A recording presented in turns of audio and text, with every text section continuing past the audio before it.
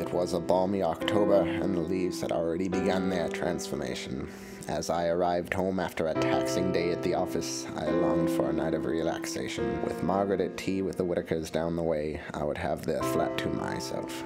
Eager to unwind, I perused the fridge for some inspiration. With the monotony of my desk job, the forlorn Chicago autumn, and my apathetic wife Margaret, I'd come to something of a crossroads in my life. As a young boy, I had always dreamed of seeing Paris in the springtime. With the recession, bills to pay, and Margaret carrying my unborn child, my ambitions took a backseat to responsibility.